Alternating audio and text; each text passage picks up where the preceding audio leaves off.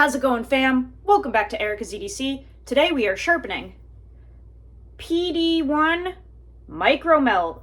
This is essentially Carpenter's version of Crewwear. This is the knife that I've been testing for the whole month of February. It does need a sharpening. We're at a little bit of a weird stage of sharpness right now where the front end sharpness is completely shot. It's not a dull knife by any means, but it doesn't have that aggressive bite that I'm looking for. So if you go through paper, oh, hold on, it's not too bad. But as you can see, I can run my fingers over it.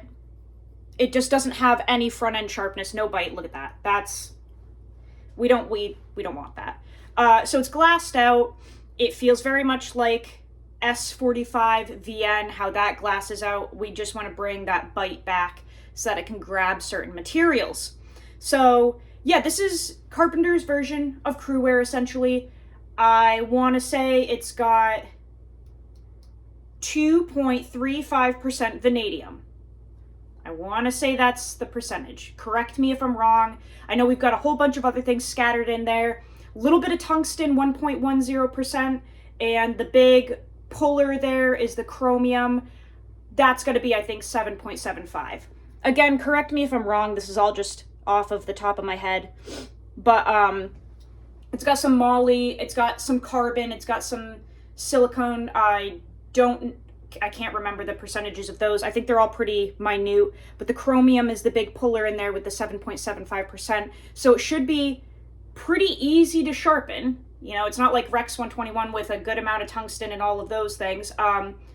So I am going to try a Chosera today. I had a blast using that stone the other day. We've got an 800 today instead of a 400. Haven't used it before. We'll see what it does. But I'm essentially just wanting to restore the bite on this. It is not a completely dull knife, but, you know, I don't want to be able to do that. You know what I'm saying? So let's lower you guys down. We'll get into the sharpening. Really excited to see how this responds.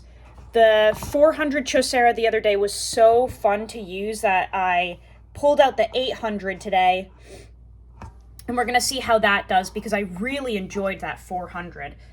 Again, this is not like a necessarily dull knife. We're kind of just bringing that bite back. So I think the 800 should work. If not, we can try something else. But I'm really curious to see if we can bring some of that front end sharpness back with this. Now, this isn't a soaking stone, I don't believe, but I did just let it sit in some water for a few minutes. I do have a spray bottle here that we will keep it hydrated with.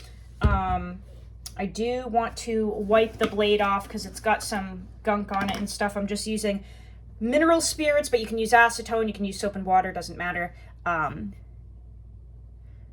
just want to get some of that, like, tape residue and such off of there, so we'll do that. And I am going to strop it after with this strop here. This is from sharpeningsupplies.com. I have this one loaded with 0.5 micron gunny juice. So we kind of got some stuff to play with here. We've got some Chosera action. We've got some synthetic diamond paste action after. And we'll just see kind of how it responds to all of these things because in my experience, Crewwear is a pretty flexible steel. You can sharpen it with diamonds. You can sharpen it with, you know, ceramic stones, and you can kind of sharpen it on anything.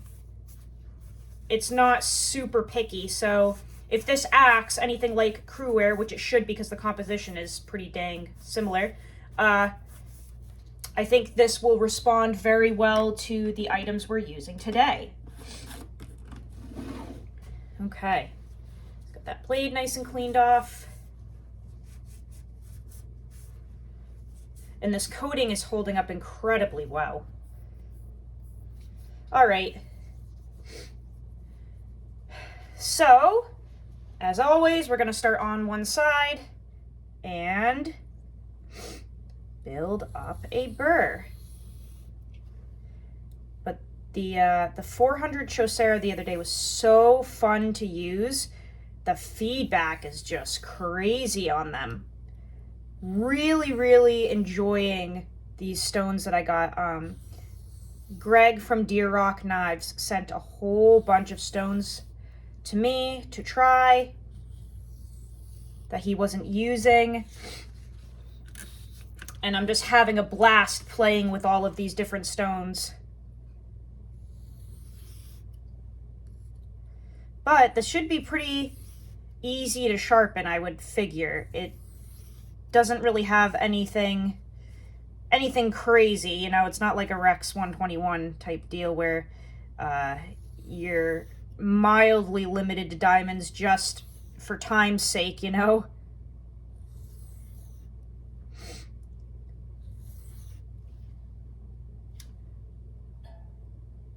Oh, we got a little bit of a burr. I'm not sure if the 800 is too fine. We might have to go to the 400. We might have to backtrack, but we'll see if we can get a burr off of this 800.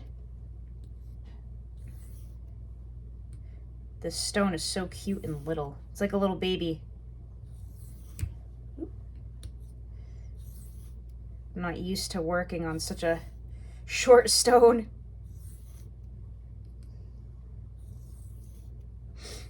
But it feels really nice. Yeah, it's removing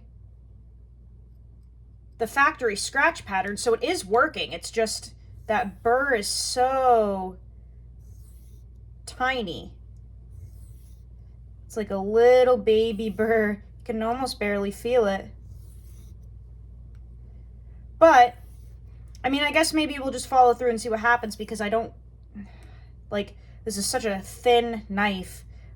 I don't really want to build up some massive thick burr anyway.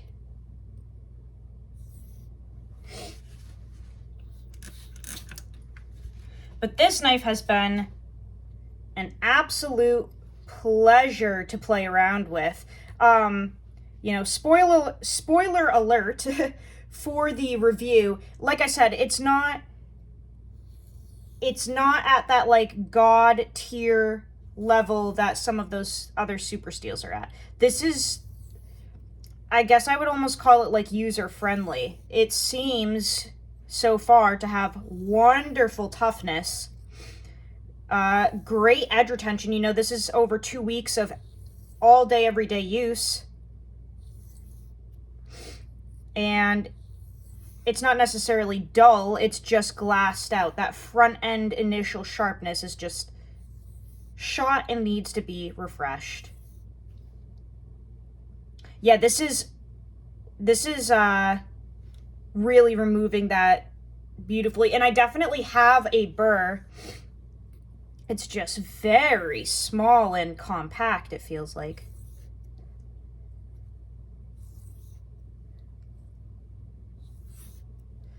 But yeah, this is like a great steel. I think, man, this stone is so short. I keep going off the end of it. I think this would be way more like exciting for the average user if someone is looking for a steel that's a little better than, like, you know, VG10 and S30V and stuff like that, but they don't want to have to use diamonds, they don't want to worry about shipping or anything. This is a wonderful option, and Spyderco nailed the heat treat on this. I mean, they do every time. Like, Spyderco is my favorite production knife company for a reason. But this is just another beautiful example of a more user-friendly steel. You know, this knife was like $127. Great great price point. You're getting a great steel with wonderful qualities, and it's nothing too crazy. You know, it's not too intimidating like some of the super steels. It's very easy to work with, easy to deal with. Yeah, so we've got a burr. It's just like the smallest little goo-goo burr I've ever felt in my life. And that factory scratch pattern is nearly gone.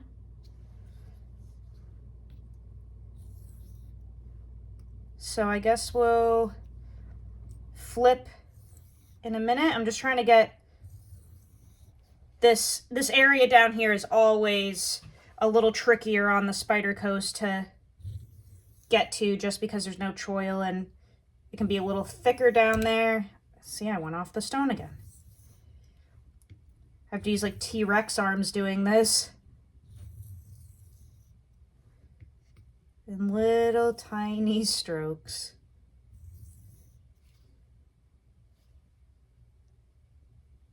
Okay, I think we're gonna flip. But good to know that you can use a high grit stone to move this. So far, that's cool. All right, so I'm just gonna very gently kind of strop that burr off there because we don't want to break it off.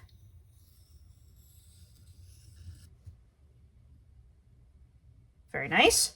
Okay, we'll work on this side now.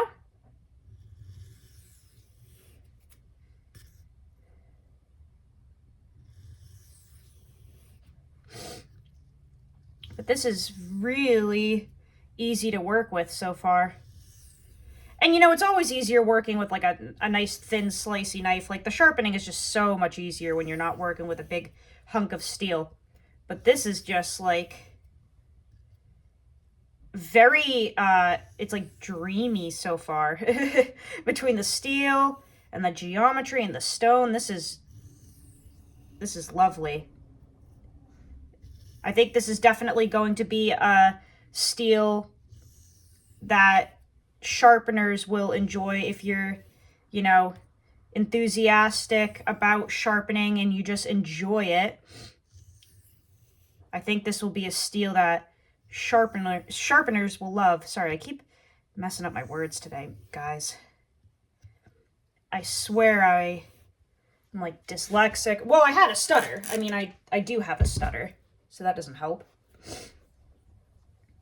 But it really comes out bad sometimes when I'm focusing. That stutter just really enhances. Or if I'm like excited about something, I really start to trip over my words when I'm stoked. And right now, I'm trying to contain my excitement, but I'm very much enjoying this process so far. So I'm trying not to stutter here, but this is really cool.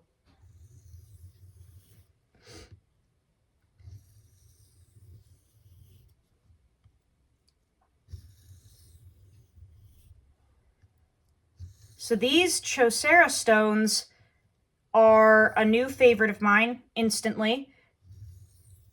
They provide way more positive feedback than some of the other stones that I've used. I was told yesterday in a conversation about them that they're, you know, comparable to the Sharpening glass stones, but maybe have a little bit better feedback and such, and I do agree. I do have the Sharpening glass set.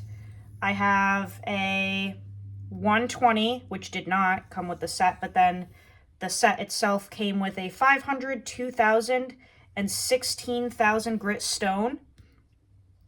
And those are some of my favorite stones.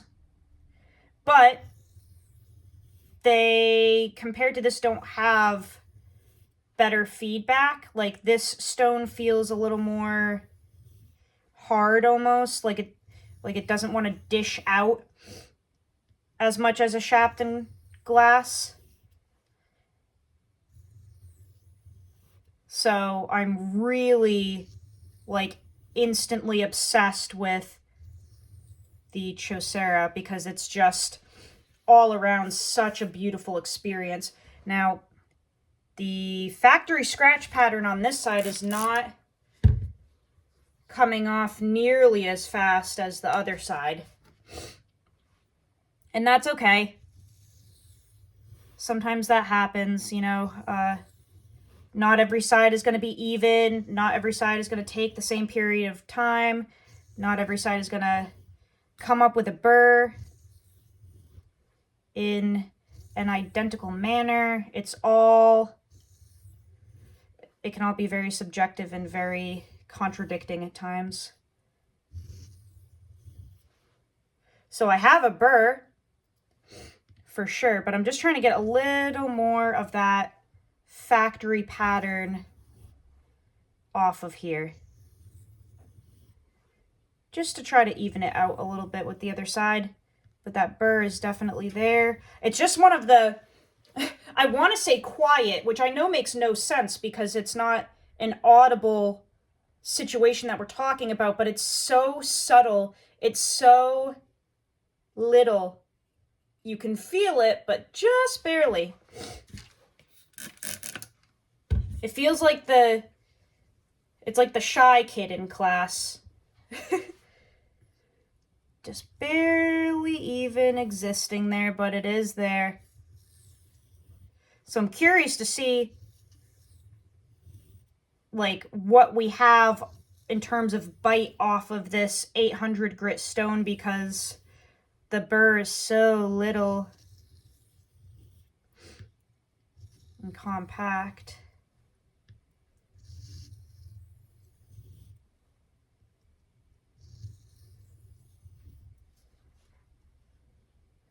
Yeah, man, that factory pattern on this side is way more ingrained into the bevel than the other side was.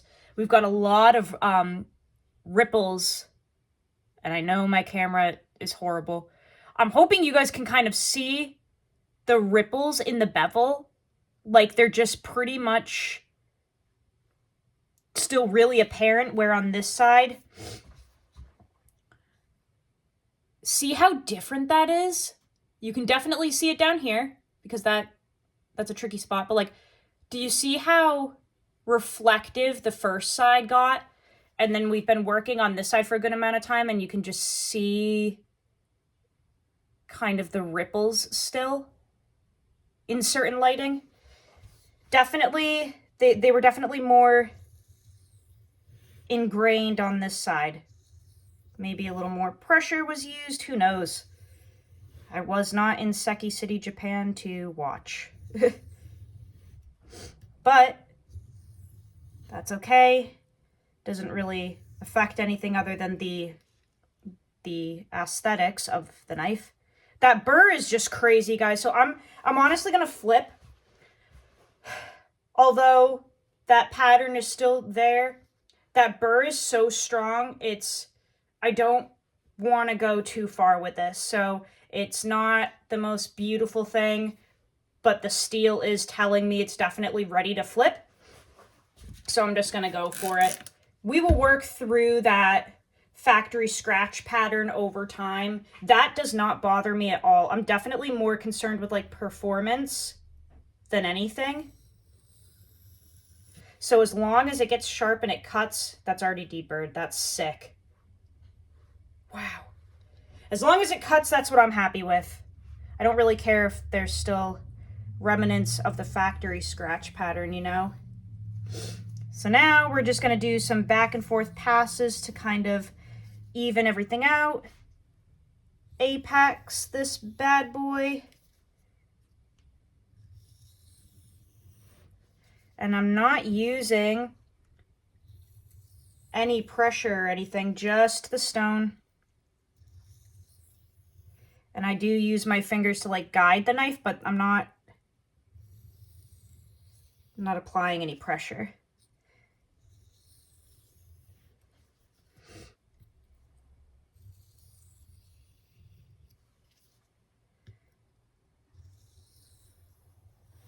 This is so nice to sharpen. It's like silk.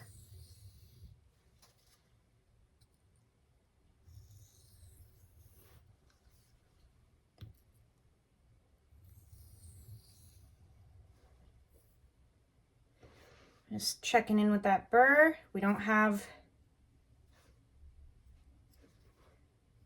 does not feel like we have any hanging on, which is lovely. Deburring is something that I really enjoy. You know, I really like when a knife deburrs easily. It should not be some nightmare of a situation. When the steel is done right, everything is good to go. Deburring should only take a couple swipes. Should not be flopping back and forth, should not be sticking. Just should fall off with ease.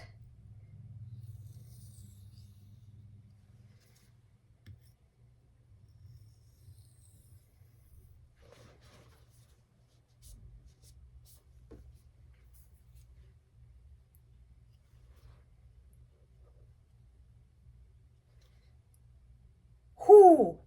Okay, that feels crazy bitey compared to what it was. And we haven't even hit the strop yet. So let's do a little check-in here and just see if we can catch a difference.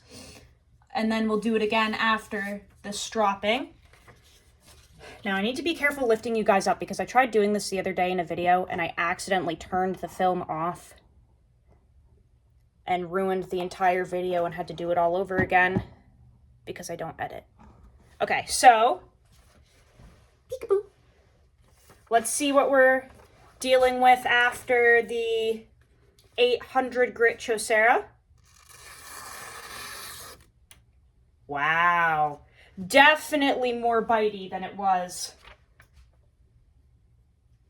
Yep. Oh, that's sick. Dude, that's cool. Wow, okay. That's really, really exciting. Let me just bring you guys up for a second. Oh man, that's fucking cool. That is so much more bitey than it was. Like that front end sharpness popped right back up, man. It is bitey. Like it just grabs. We don't have that tearing that was happening before. See that? See how it's nice and clean? It's not wanting to kind of tear through the paper with geometry like it was before. Now, that's really the actual edge going through. That's nice. Before it was a little bit of a mix of geometry and a little bit of an edge still there, but it was definitely glassed out. Now you can hear that it's got that bite back. That's beautiful. Okay, so that's off of the 800 Chosera. Let's lower you guys back down and see what happens when we put it on some gunny juice, just for fun. I want to see what happens. I'll bring you guys back down here. That's really exciting though, guys, because that process with this stone was a piece of cake. Like that burr reduction, the burr removal, everything. Apexing was beautiful on this stone right here. That was sick, guys. That's wicked exciting. Okay, let's throw it on the strop here and see if this does anything. I'm not sure if it will, but we'll see. So this is, again, just a strop from sharpeningsupplies.com. It's got the holes in it so you can fasten it to something if you wish. And yeah, 0.5 micron gunny juice. This is that plushy kind of suede leather loaded with gunny juice. Again, not sure what this is going to do, especially because it's that plushy side. So we'll see. I'm usually not the biggest fan of that. But let's just see what this does, if anything. And again, not applying any pressure, especially with this plushy stuff, because you don't want it to roll up and over the apex. I'm really just trying to allow that gunny juice, that diamond emulsion, to do the work here. Because I don't want to like roll the apex over.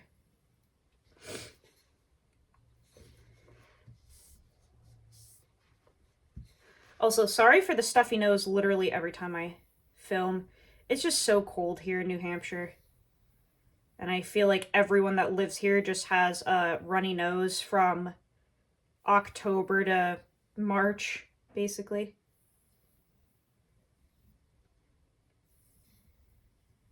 I also think it's like some weird tick that I have almost, because I constantly, even in the summer, sniffle. Like, or I just like sniff. constantly. I just did it right now. I think it's like some weird nervous like tick thing or something. I don't know. I'm all messed up. I'm literally like not all there, that's for sure.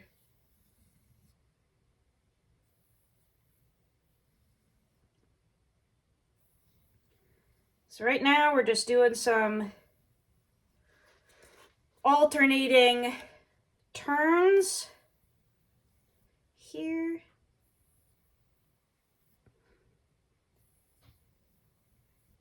And we're going to kind of whittle down to back and forth passes.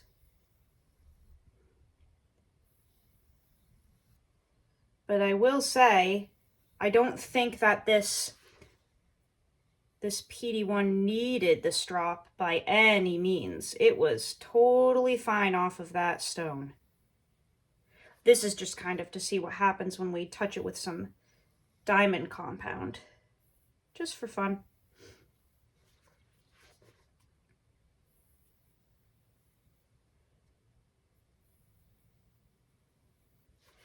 I'll just do some back and forth passes here.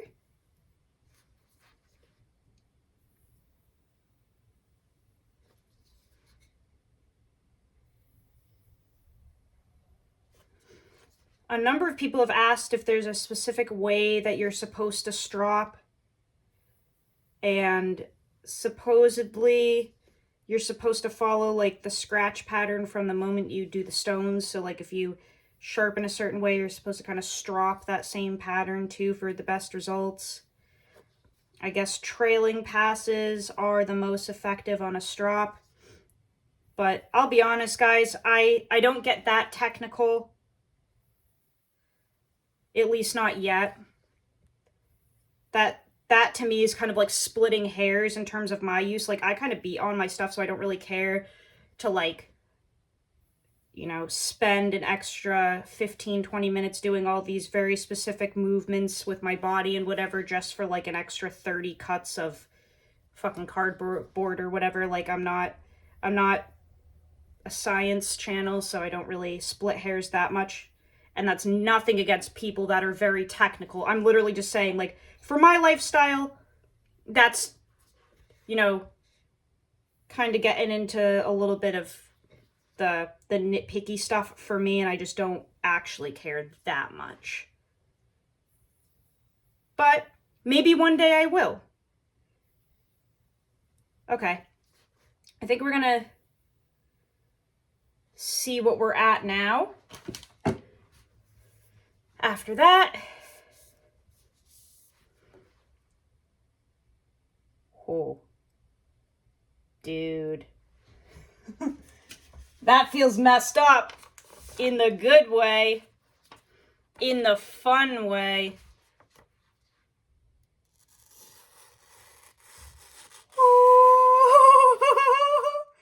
What the? Wow, guys. Oh my god, you can barely hear it.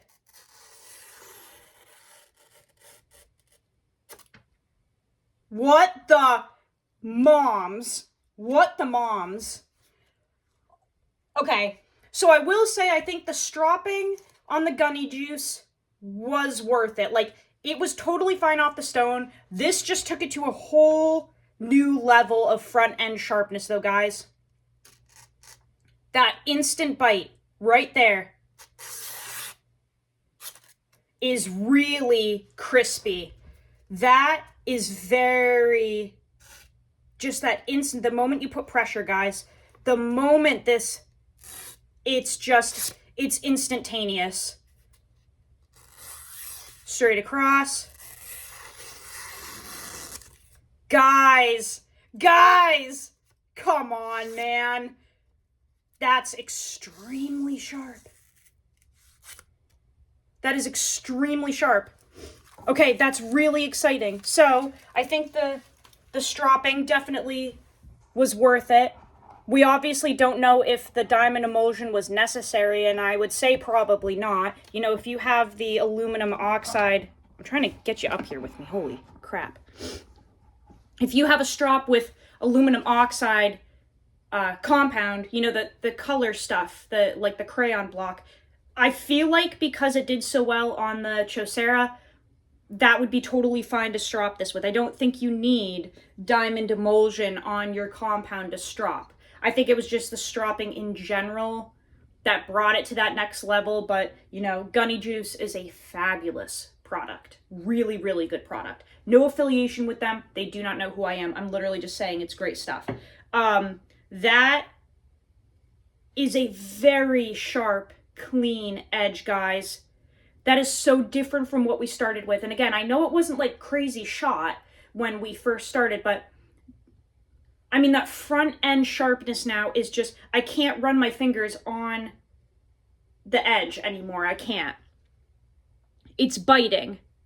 So you can see in certain light, like right there, we did not get rid of that factory pattern at all by any means. All we kind of did was restore that front end sharpness. And this pattern will disappear over time for sure. As I sharpen it and continue to work with it, we'll eventually work through that. But the sharpness level is nutty, guys. And that was so easy to do. Like that burr creation and reduction was a piece of cake, guys. And that burr wasn't some big, you know, crazy over the top thing. It was very subtle. And then it came off like so easy. That is sick. That is so sick. So again, like, go Spyderco. They just do such incredible work. They really do. I love their knives. You know, you can, like, call me a fangirl if you want, but the proof is right in front of you. You know what I'm saying? Like, that was very easy to build a burr, flip, build a burr, reduce the burr, you know, apex the knife, strop it. It responded wonderfully to everything. Like, you can't really make that stuff up. You know what I'm saying? Like, that was just genuinely a beautiful experience. That was really fun. Very, very easy. I feel like anybody could do that. Anybody. This is not a scary steel. This is really easy to work with and such a pleasure. That was beautiful, guys. Oh my God, it's so crispy now. It's like back to exactly how it arrived from Spyderco. That was sick. Oh, that's so exciting. That is so exciting, man. That's awesome. It's just, it's so nice having that bite back. It's so nice.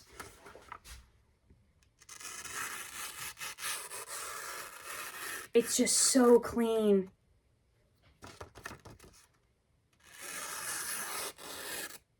That is a beautiful thing, guys. If you are getting into sharpening or you just enjoy sharpening, micro melt PD1.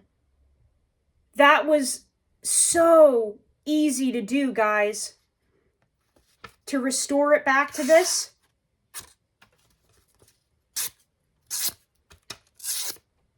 Piece of cake. Piece of freaking cake, dudes. Highly recommend. That was awesome. That was so fun. Okay, well, there's the sharpening for micro melt PD1. I really hope that you guys enjoyed that. Very, very pleased with that experience. That was beautiful. Let me know if you have any questions or comments down below. You can get all of the things that you saw in this video from sharpeningsupplies.com. I don't have a link with them. I don't work with them. Nothing. I just, again, it's where I get my stuff. They have good stuff. They have the Chosera stones. It's where I got my stone holder that I use. Extremely useful in sharpening. And, you know, great strops.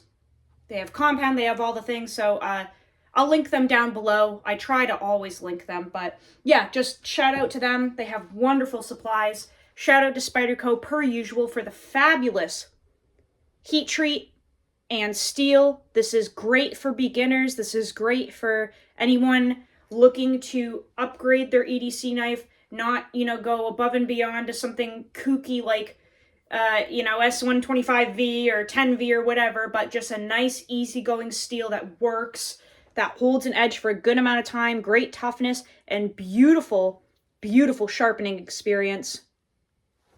Thank you so much for watching. I appreciate all of you so much. Go use your shit. Learn how to sharpen your knives. I'll see you on the next video, fam. I love you so much. Take care.